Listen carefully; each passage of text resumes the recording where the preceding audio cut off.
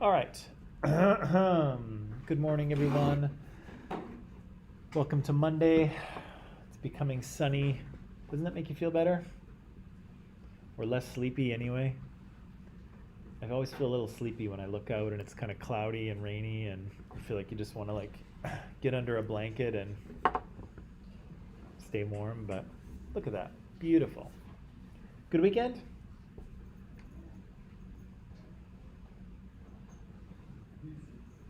Easy weekend? Yeah, well, that's good. That's what they're supposed to be. Supposed to be easy. More quiet, eh? Okay. Well, no, we don't need a countdown here. Let's see where we were. Oh, yes. A certain someone, we're not going to mention any names, but somebody went and started a war in 1939. Hitler. We're not gonna say any names here, but of course we know that once Hitler got into power in about 1933, the wheels started to turn really quick, right? He quickly abolished Germany's democracy. He threw the Treaty of Versailles out the window. He began to rearm Germany and began to kind of start to take over more territory, right? So he occupied an area of Germany called the Rhineland. It was supposed to be a demilitarized zone, as per the Treaty of Versailles, but Hitler reoccupied it, right? He very quickly merged Austria with Germany. Austria seemed happy about it, but I don't think they had much of a choice. I think he kind of twisted their arm into it. In 1938, he annexed part of Czechoslovakia, the Sudetenland. There was a big peace conference after that with France and Britain. They came to peaceful terms. France and Britain patted themselves on the back for such a diplomatic solution to this problem. Prime Minister Neville Chamberlain at the time said, "It's peace in our time," and he patted himself on the back for a job well done. Whoops. Turns out that it's not peace. The guy you signed a peace treaty with had no intention of following that treaty, and a mere, 7 months later, he just took the rest of Czechoslovakia. The ink was barely dry, and he violated the treaty, right? September 1st, he invades Poland, and of course, Britain and France and other countries too realize that he's not going to stop, he's not going to be appeased, and we need to oppose him, right? And so after Britain and France declare war, and Canada jumps in there too, as well as a number of other countries, we see the Soviet Union will invade Poland, right? And again, we said that we read a section of the textbook yesterday, and we said that that invasion of Poland was kind of a frightening thing for Western countries, right? Because they'd been kind of trying to ignore Hitler for a long time. Maybe he'll stop, maybe he'll go away or just settle down. And then, he took Poland, right? Now we can't ignore him. Declare war, and then all of a sudden the Soviet Union comes out of nowhere, takes over half of Poland, takes Latvia and Lithuania and Estonia, and is trying to take over Finland, and all of a sudden there's a big problem, right? Now, do we have two big threats? Do we have one? Are they allied? What's going on? Bit of a scary situation, right? We said the first phase of this war was called the Phony War. Again, phony is kind of an old slang term for fake. Nobody calls anything phony anymore, do they? Have you ever heard anyone say something is phony? No? Phony news? Nobody says that.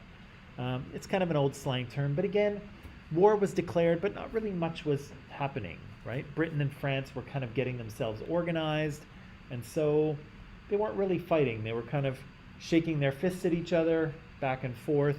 Of course, the Nazis continued to occupy Poland, and the Soviet Union continued to take over what they could, but Britain and France kind of stayed out of it for the time because they were still getting ready, right? We said that, in the time that in the time it takes to drink an espresso, France had surrendered, right? The Germans had found a way around the Maginot Line. The French didn't fortify it because they thought, oh, it's too difficult for tanks to go through there. Whoops. No, it's not. The Germans went right through, drove to Paris, got the French government to surrender, and took over. Right? The one thing we didn't mention here is there's an evacuation of British troops at Dunkirk. Anyone seen the movie? Yeah? How was it? You what? Did you love it? Was it exciting? Yeah. So, true story, of course, of British soldiers being kind of cut off and trapped on the north. It is in France, right? Yeah, on the north part of France. Miraculously, the Nazis don't chase after them. They just kind of leave them there, thinking that they can't escape, they can't go anywhere, but they are evacuated, right? By basically every ship the British and the French can find, they evacuate them back to, spoiler alert, they evacuate them back to Britain, right? I've been meaning to see it. It's been on my list for a while and I haven't watched it yet, but you'd recommend it? Yeah? Okay. So France is out of the fight. And again, this is kind of a terrifying thing. We said that France was kind of partitioned in half, right, with the Nazis occupying the northern part of it. The French government is sort of in charge of the southern part. But again, the French government is just doing what the Nazis tell them to, right? But we said this is kind of a scary, I'm going to jump ahead here just a little bit. This is kind of a scary turn of events, right? Because we said that the Nazis knock France out of the fight quite early, right? War is declared in September of 1939, and by June of 1940, France is out. We're looking at something like this, right? There's the Battle of Britain, where the Nazis bomb London incessantly for months, trying to get them to surrender. But of course, that doesn't happen, right? The British are kind of encouraged to keep calm and carry on. And also, if you know anything about British culture, you'll know that us British people are encouraged not to make a fuss about things. We're kind of encouraged not to be dramatic. Just suck it up, stiff upper lip and all that. And so they kind of do. They kind of suck it up for a number of months. Hitler is forced to stop the bombing because it's not really working. The British aren't surrendering. And again, the British come out with a much stronger intention to win this war. But as I mentioned, it's kind of a scary situation, right? Because they are all alone in this, right? They're all alone. I think that's a little scary, don't you? If you were Britain, sitting there looking at basically an entire continent that has been taken over by Germany, with the exception of maybe Italy that is allied with Germany. Not encouraging, right? Not encouraging. So we know that, of course, the tide of the war is going to change in 1941 with the addition of the Soviet Union and the U.S., right? The Soviet Union will enter the war because, well, Hitler violated the terms of another treaty, right? Big surprise. We should not sign treaties with this guy. He doesn't follow through, right? And so he had a non-aggression pact with Soviet Union, but then turned around and attacked them anyway, right? And similarly not similarly, but the U.S. had kind of been minding their business, trying to stay out of this whole situation, although they were supplying Britain all through this time. But then Japan attacked Pearl Harbor, right, in December of 1941. There's a movie about that too. Have you seen that one? Yeah? Good? Better than Dunkirk or not as good?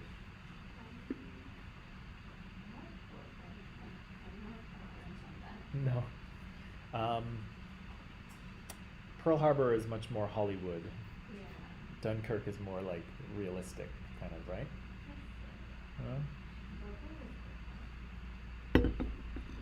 There's certainly more beautiful people in Pearl Harbor, we can say that. It's a sexier war than Dunkirk is. Yeah, so that kind of brings the U.S. into the war, and now we have a truly global war, right? There's things happening in the Pacific. There's things happening in Europe, and basically countries around the world are sucked into this whole thing, right? Actually, we did not talk about that. So let me just see here. Let me just back up a little bit, because we only got partway through this and then we took a pause. Right, that was page 138.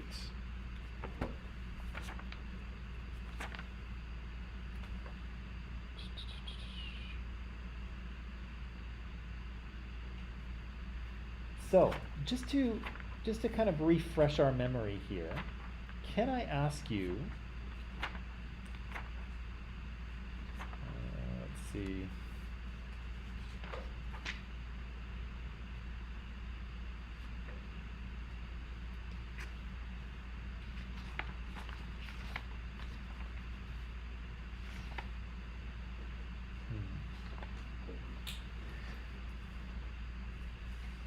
Do you think we can talk about no, we can't talk about that.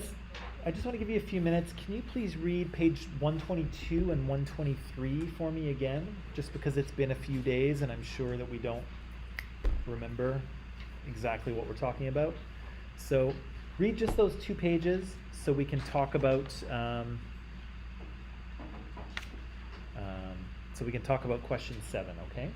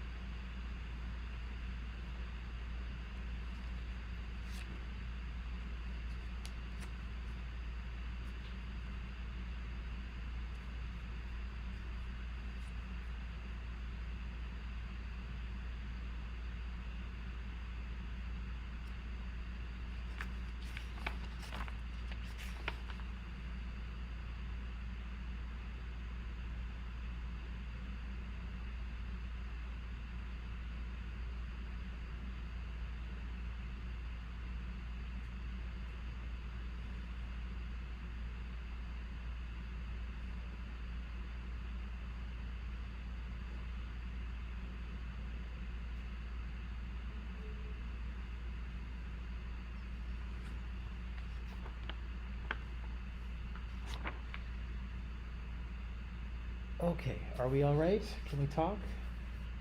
A few more minutes? A few more minutes, okay. Just a few more minutes to read that.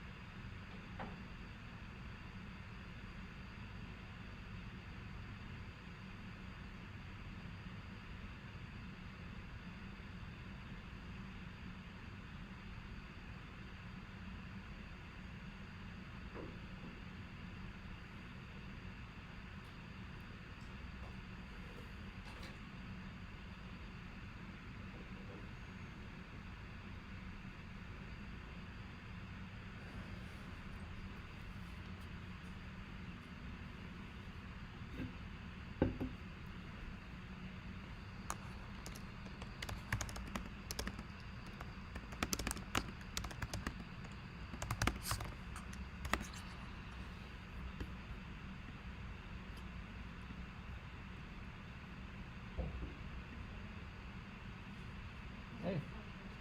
Oh, you forgot your, yeah, you bet.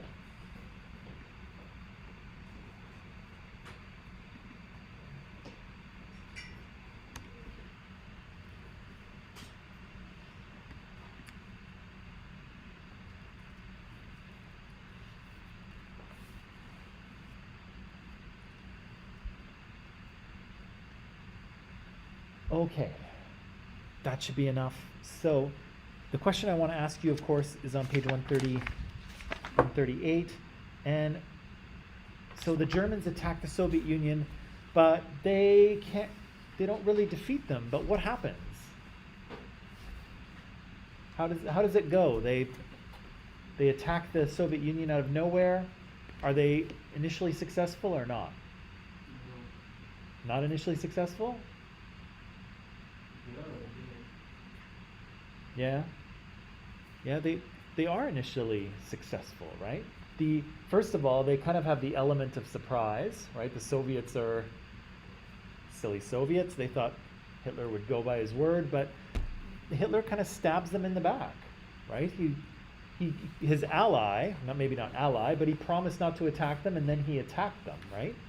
The Germans have this blitzkrieg, this lightning war, and they just roll in with everything really fast. And yeah, it kind of does work, right? Look at the map on page 122, right? Very quickly, they plunge all the way into the Soviet Union. They cross 2 rivers. They take over a huge amount of territory.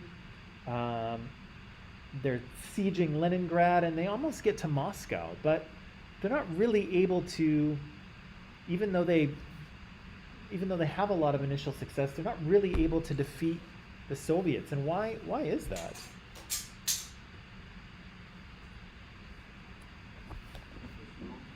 The snow, right? What about the snow?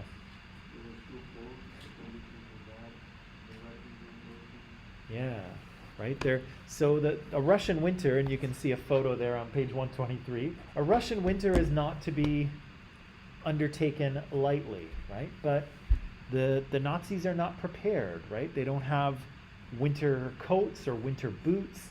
Their weapons aren't really made to operate in the snow and the ice.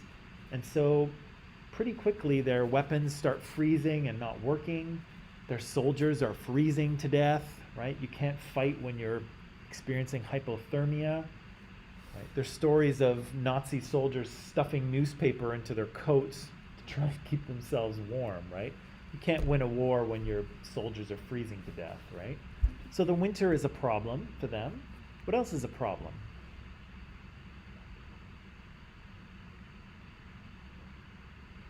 It's brutally cold.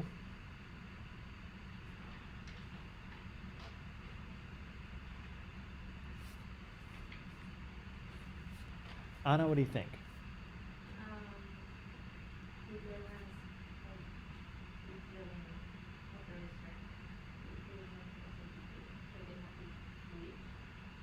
They had to switch? Yeah. What do you mean? Like, there was a group, and they had to switch that group for an hour. Because the first group was like completed already. Sorry, I'm confused. It says the Germans had to reach the limit of their strength. Oh. Their aid, German army. Right. Shifted the winter operations established. Oh, I see. Yeah, so that's part of it too, right? Is eventually they kind of run out of men, and they run out of supplies as well, right? Because they've gone so fast, they've lost connection with the supply lines behind them, right? And again, this is another part of warfare that is boring, that lots of people don't like to pay attention to. But in order to have a good, strong fighting front, you need to supply these guys, right?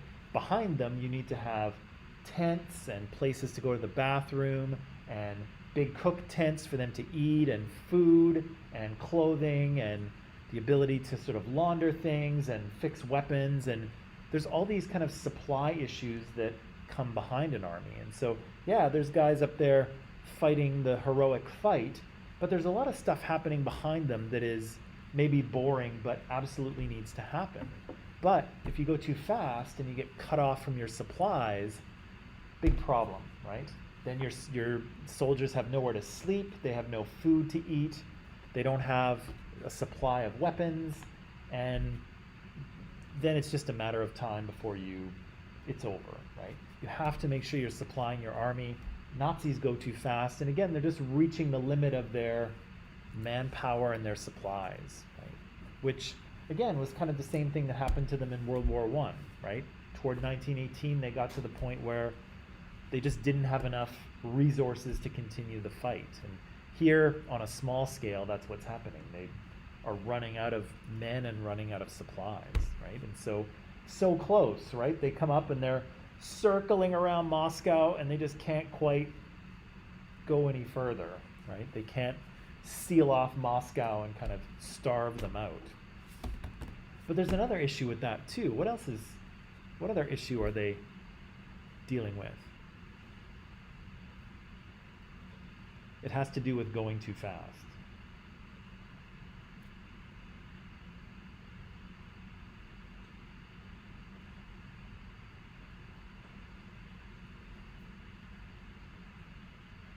Has to do with going too fast. What do they do?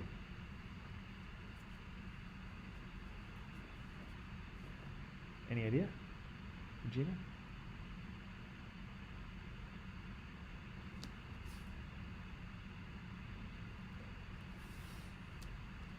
Here? No?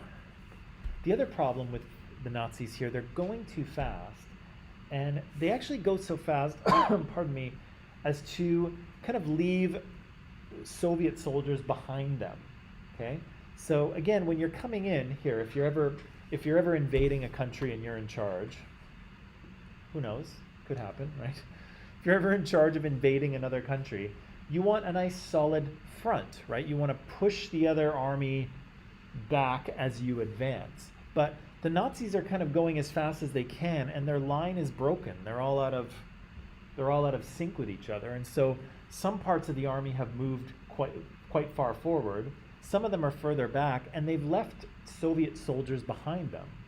So now they're attacking on the front, trying to push the Soviets back, but they've also got to keep an eye behind them because there's Soviet soldiers shooting at them from behind because they've gone so fast they haven't pushed them all out of the way.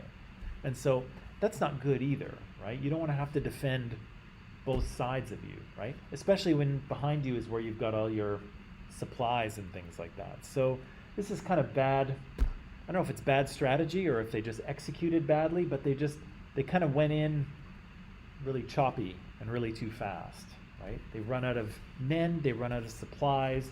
It is brutally cold. They are not equipped to fight in the snow and the ice. The Russians are far more used to it than the Nazis are. And so it kind of goes very, very well, and then it starts going very poorly very quickly, right? And again, they're almost in striking distance of grabbing Moscow and strangling it, but they just run out of manpower, they run out of resources, and they can't quite finish it off. Let me see here. Where were we? Yeah. So they're kind of a victim of their early success, unfortunately. So, Regina, next time you're invading a foreign country, make sure don't break the line, okay? Don't go too fast. Promise? Okay, thanks. Thank you. Okay. That brings us to this gentleman right here, okay? And so you may have heard of this guy before, and you may not have, but he's a pretty critically important part of World War II, right? Hitler, of course, is super important, but Churchill is as well, because after France kind of falls out of the fight and the French government becomes a puppet of the Nazis, Great Britain is really the only one standing in their way of total domination on the continent. Churchill here is elected in May of 1940. He's preceded by Neville Chamberlain, but Neville Chamberlain is kind of seen as a bit of a wet noodle. He's just kind of soft and gentlemanly, and he's just not seen as a tough guy. And again, when countries get into trouble, they like to put into power a tougher guy. And Churchill was seen as that.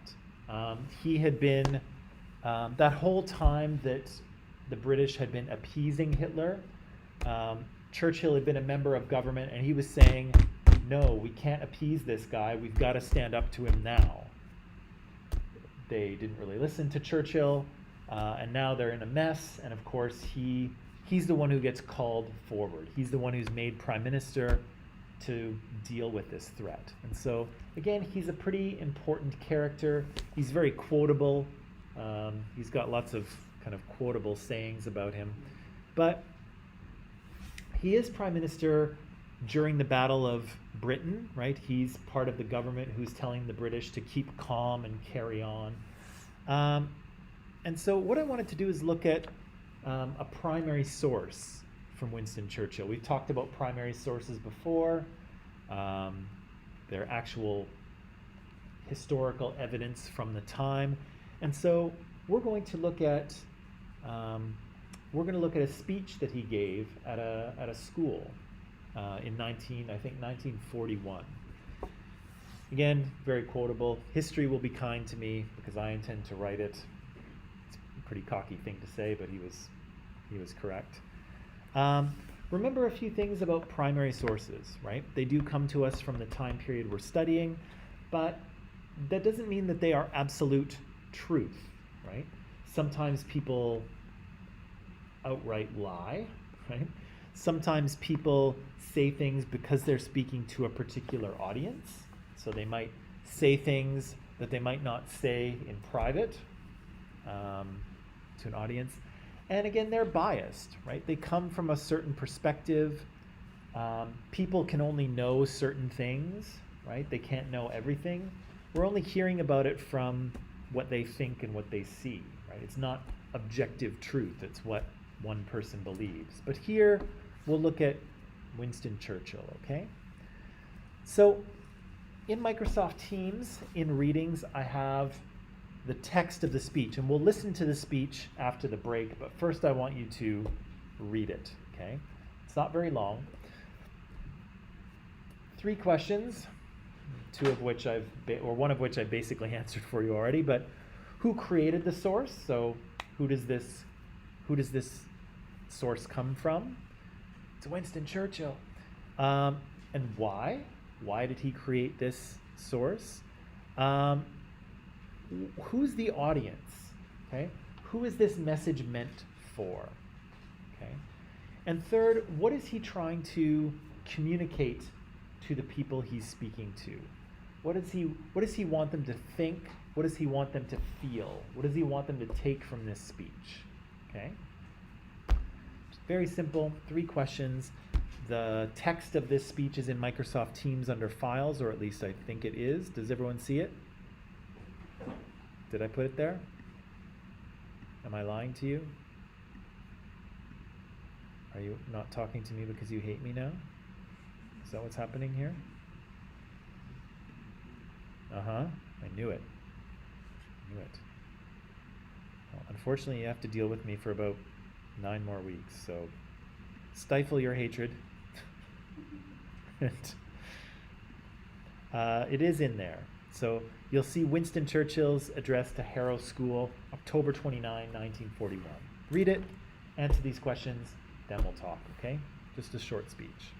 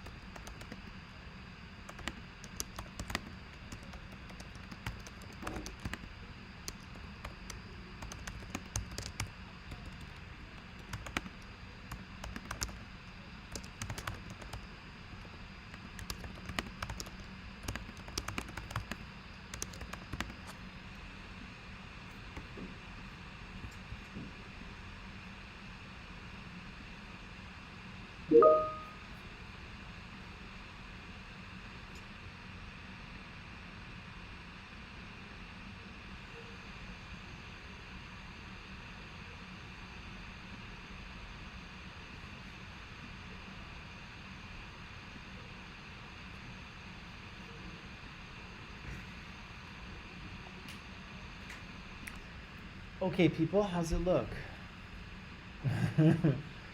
It's a little tricky to read.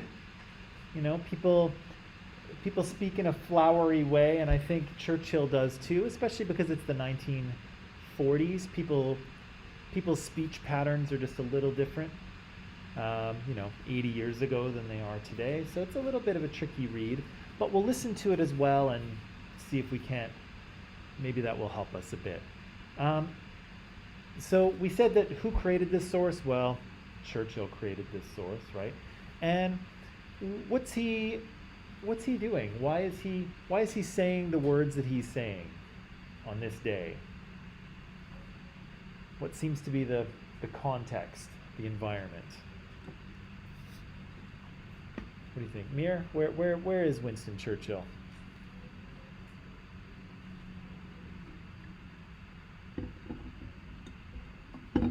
Where is he? What? Where is he? Yeah. October 29th, 1941.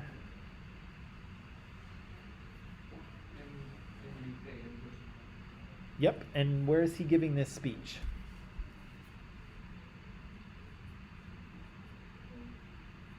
It's right at the top.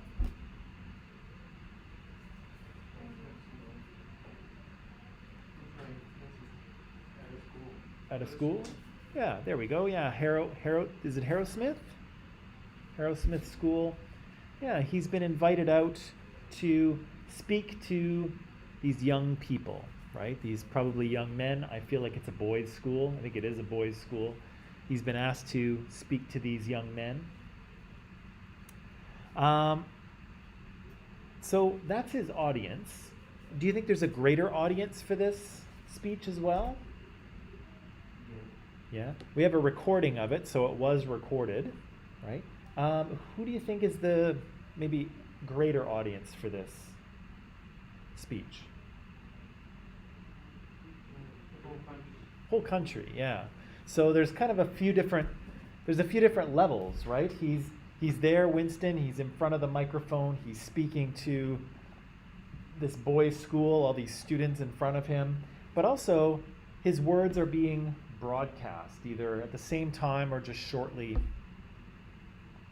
after. So yeah, his audience is the whole country, right? All of Britain is listening to the words he's saying. What is he trying to communicate? What does he want people to know, or what does he want people to feel?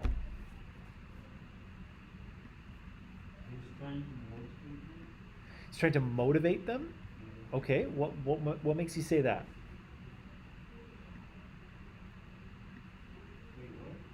Yeah, what makes you say he's trying to motivate them? I think you're right, but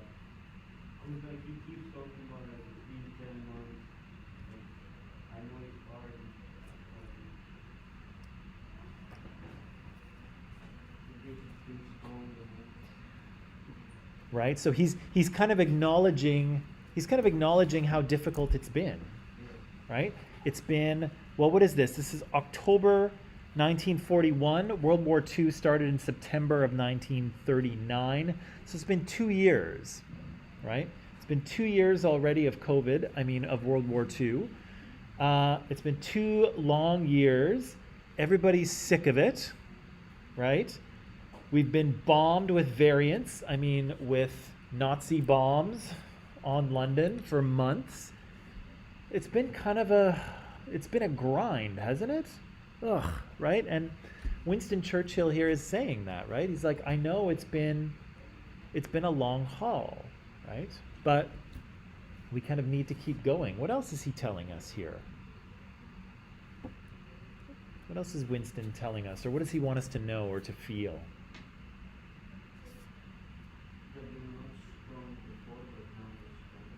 Right, and what's the kind of historical context to that? We weren't strong before, but we're better now.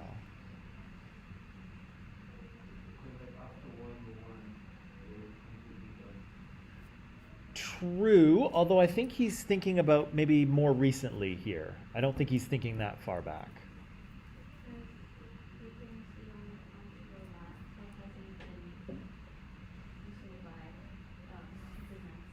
Yeah. right? He says, where's my little, let me just back it up. Let me back it up here. Whoops, that's what I'm looking for. Yeah, right? Britain was alone, right? Their main ally, France, knocked out of the fight, right? They were standing alone before the Nazi armies, right? But as 1941 continues, they're not so alone anymore, right? Who's now fighting the Nazis in addition to Britain? The US and USSR, Soviet Union, right? So Churchill's like, yeah, we were alone before, but today we're not so alone, right? Before we were poorly armed, right? Today we are not so poorly armed, right? So what else is he telling us, or what else does he want us to think or to feel?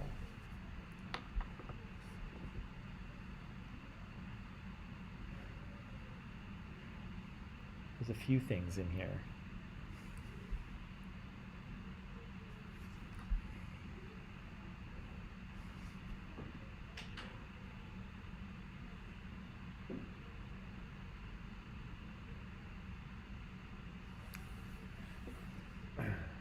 What's he talking about? First page, let's see, in the body of the speech, is it the fourth? Yeah, it's the third paragraph. But we must learn to be equally good at what is short and sharp and what is long and tough. Right? What's he saying?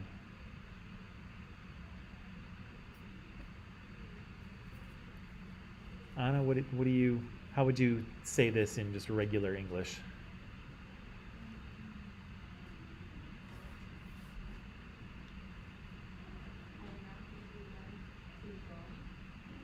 Yeah, we need to keep going.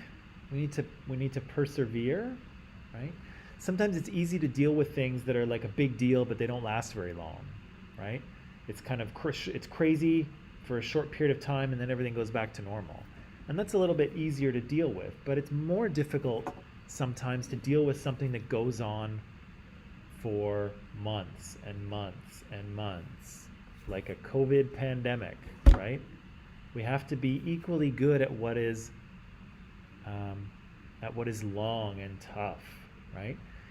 This war has been going on for 2 years, right? And it's not over, right? So we have to be good at persevering, right? But he says something about persevering right at the end. What does he say?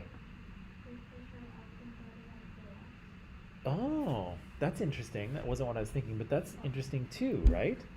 He says the British are often better at the last. They do not expect to move from crisis to crisis. They do not always expect that each day will bring some noble chance of war. But once they slowly make up their mind that the thing has to be done and the job put through and finished, then, even if it takes months, even if it takes years, they do it. Right? So, would you say there's a little bit of nationalism here? That Winston is mixing into his soup? Yeah, he's talking a little bit about the British people, right? And this is kind of a smart thing to say for him, because at the beginning of the war, did the British people want to go to war? No, they didn't, right? They kind of wanted, they wanted a peaceful settlement. They didn't really want to be involved in another war, right? So they were out demonstrating, no war, we want peace kind of thing.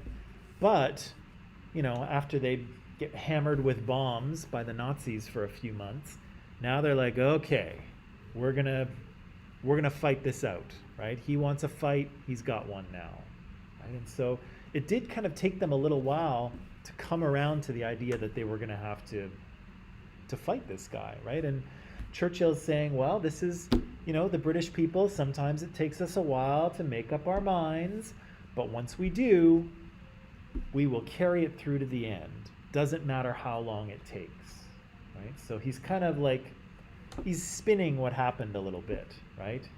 He knows that the British people were reluctant to fight at first, but now they're ready. And so he's saying, The British people, sometimes we take a long time to make up our mind, but once we do, the job gets done, right? What else does he say?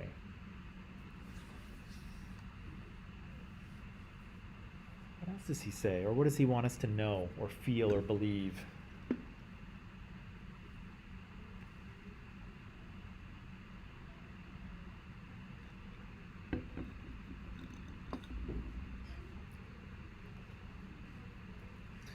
What about on the second page, second paragraph? What's his advice there? Yeah. Never give up, never give in, right? Never, never, never, right? And who's he kind of speaking to there? Never yield to force, never yield to the apparently overwhelming might, strength of the enemy. Who's he kind of talking to there? To who? The who? The Nazis? Maybe, if they're listening.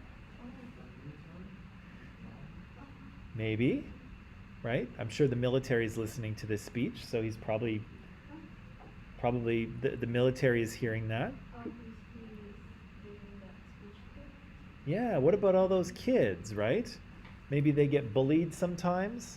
Maybe they get pushed around by older kids or by stronger kids. And what the Prime Minister of Great Britain comes to your school and he's like, he says, I'm addressing myself to the school. This is the lesson, right? Never give in, never, never, never, right? No matter how strong your opponent is, even if they're overwhelmingly strong, never, never, never yield, right? And so that's a message for everybody, right? It's for the school, it's for the country, it's for the military. Maybe even if the Nazis, right? If the Nazis are listening in to the radio broadcasts, which they totally are, they're listening. Even if the Nazis are listening in, this is what they're hearing, right? The British will never give up, never give in. Never, never, never, right? And that's an important audience thing, right? Because that's got layers to it, right? He says that, and maybe the students are like, oh yeah, sometimes I get pushed around. I'm going to stand up to those people who push me around, right? The British people are like, yeah, we're going to carry through and win this war, right? The military is like, yes, we're going to fight no matter how strong the Germans are. We're going to do this, right? And even the Nazis might be listening to this. And what do they hear? Are the Germans like, oh no? Or are the British like, oh no, the Nazis, they're so scary. Maybe we should quit. No, right? What do the Nazis hear? We will never give in. Never, never, never, right?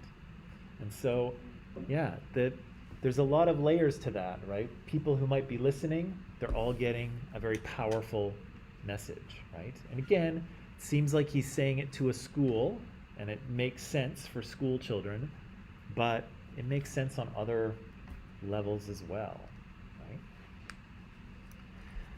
What about the last part of it?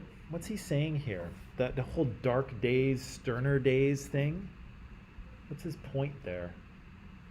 He said there's a school song, and they wrote an extra verse in the school song, and they were talking about darker days. And Winston Churchill said, I asked the headmaster, I asked the principal if we could change darker to sterner. And the principal said, okay, you can change it. What's Winston Churchill's point here?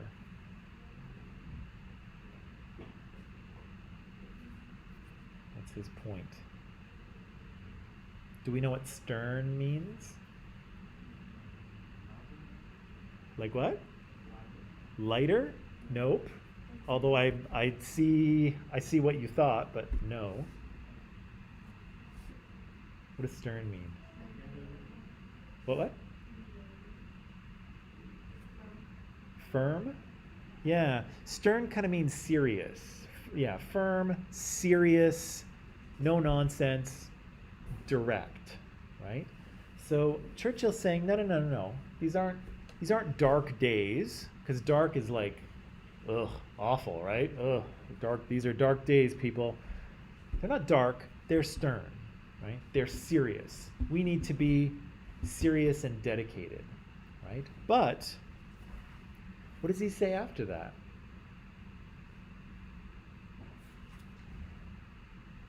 Ryan, what does he say after the start at the second sentence in the last paragraph? What does he say? These are not. Dark days. Yep. These are great days. These are great days. Yeah. Keep going. You're doing good.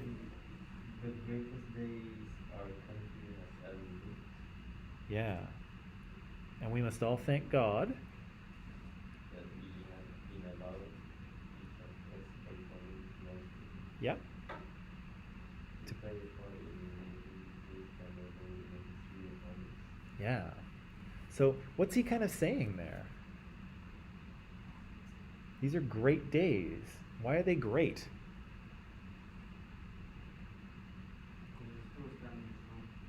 Because what? They're still standing strong. Yeah, that's good. Still alive. It's always a great day when you wake up, at least, right? But what else? Why are these such great days? Yeah, they get to play a big part in the war and in the world, right? And there's a big challenge before them, right? And if you think about it, if you think about any hero you think about, okay? So whether it's movies or television or books or anime or graphic novels or video games, whoever the hero is, whoever, when I say a hero, whoever pops into your mind, the hero always needs a challenge, right? The hero needs to overcome something. You can't be heroic without some sort of great challenge before you, right? Without Thanos, the Avengers are just sitting around eating shawarma, right? There's nothing for them to do. They need this massive challenge, and then that allows them to be heroic, right? Tony Stark and Captain America and all those people, they get to be heroic in the face of a big challenge, a big scary challenge, right? Without that scary challenge, there's no need for greatness, right? There won't be any heroism. So Winston Churchill's saying, no, these aren't dark days. These are days with opportunity, right? We have the opportunity to be heroic. We have the opportunity to do a great thing, right? And we need to be serious, right? We need to be stern, and we need to persevere, right? And never give in. And so these aren't dark days. These are a day that, we get to be heroic. And he says all of us, right? Not just soldiers or generals or pilots or anything like that. He says all of us, each according to our stations, no matter who we are, right? Whether we're in the military or supporting the military or just at home working a job and taking care of our family, everyone can be heroic, right? Everyone can help us rise to this challenge, right? So there's a lot going on in there, right? There's messages to the school children, there's messages to regular people, messages to the military, messages maybe to the Nazis. There's lots of layers, right? And if we had to sum this entire speech up in a feeling, the feeling that Winston Churchill wants the listener to have, what would you say? What's that one feeling that he wants people to have? Anna, what do you think? Hope. Good. What do you think, David?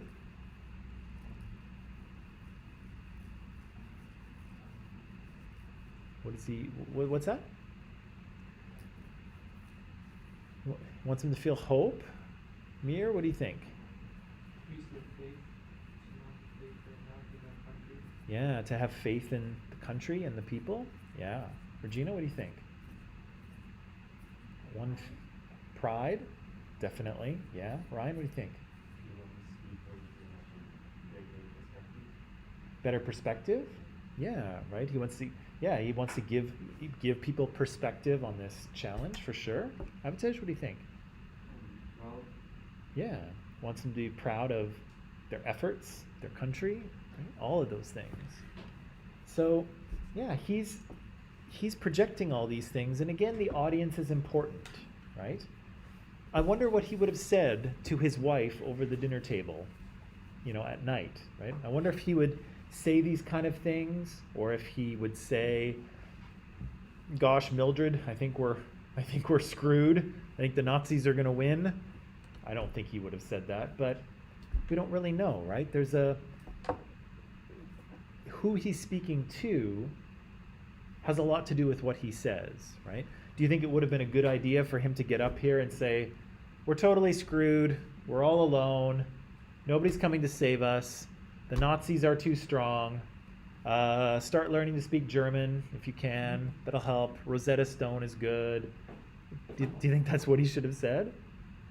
No, right? That would have been awful. There are certain things that a leader is expected to say. Churchill knows that, and he's saying those things, right? Yeah, it was bad before, but now we're in a better place, right? We have allies. We're armed, right? And we've made up our minds to see this thing through, and we're going to persevere. And so this is our stance. We're never going to give in. Never, never, never, never. All right. Want to take a break? Should we give in to a break? Or never? Yeah, we should. Okay. Let's have a quick break, and then we'll come back, okay?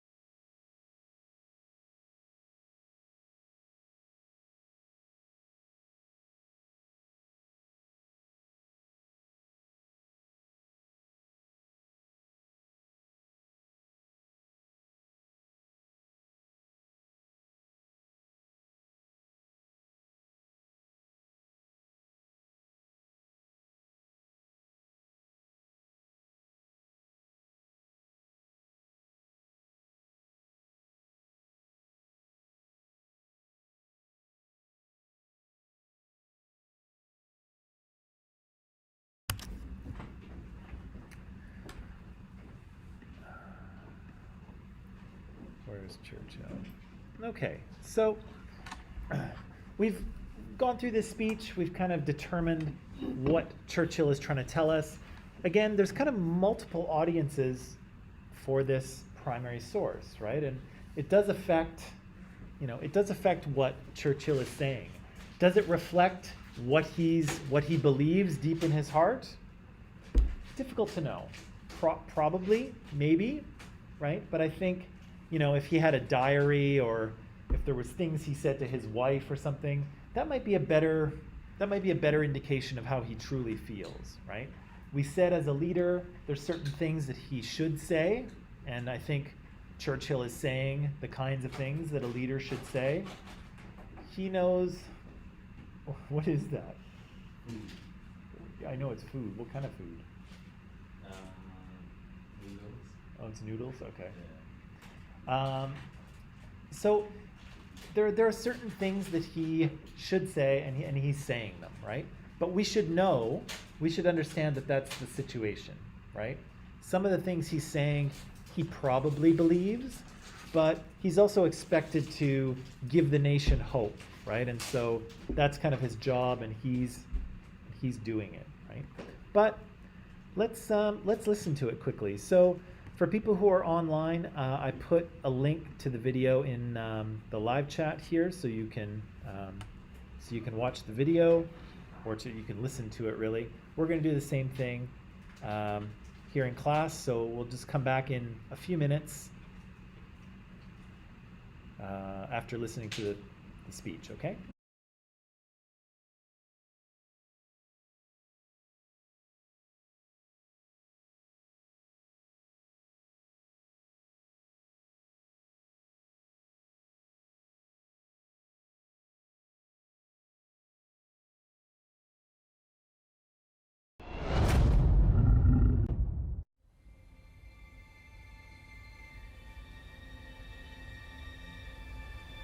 I have nothing to offer but blood, toil,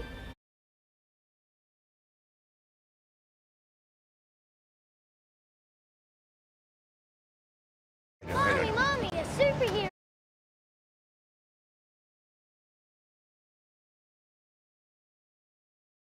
almost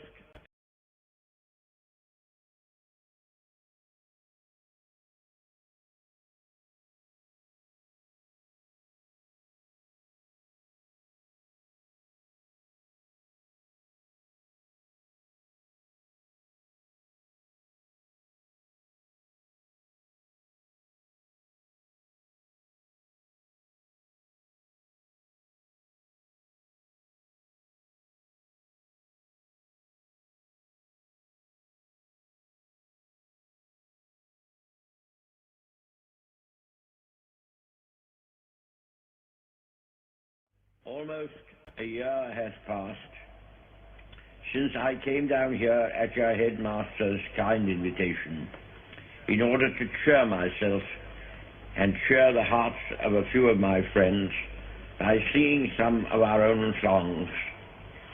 The 10 months that have passed have seen very terrible, catastrophic events in the world, ups and downs, misfortunes, but can anyone sitting here this afternoon, this October afternoon, not feel deeply thankful for what has happened in the time that has passed, and for the very great improvement in the position of our country and of our home? Why, when I was here last time, we were quite alone, desperately alone, and we had been so for 5 or 6 months. We were poorly armed. We are not poorly armed today. But then we were very poorly armed. We had the unmeasured menace of the enemy and their air attack still beating upon us. And you yourselves had had experience of this attack. And I expect you are beginning to feel impatient that there has been this long lull with nothing particular turning up. You cannot tell from appearances how things shall go. Sometimes imagination makes things out far worse than they are. Yet without imagination, not much can be done. Those people who are imaginative see many more dangers than perhaps exist, certainly many more than will happen. But then they must also pray to be given that extra courage to carry this far-reaching imagination. But for everyone, surely, what we have gone through in this period, I'm addressing myself to the school, surely in this period of 10 months, this is the lesson. Never give in. Never give in. Never, never, never. In nothing, great or small, large or petty, never give in except to convictions of honor and good sense. Never yield to force. Never yield to the apparently overwhelming might of the enemy. We stood all alone a year ago, and to many countries it seemed that our account was closed. We were finished. All this tradition of ours, our school history, our songs, this part of the history of our country, all were gone and finished and liquidated. Very different is the mood today.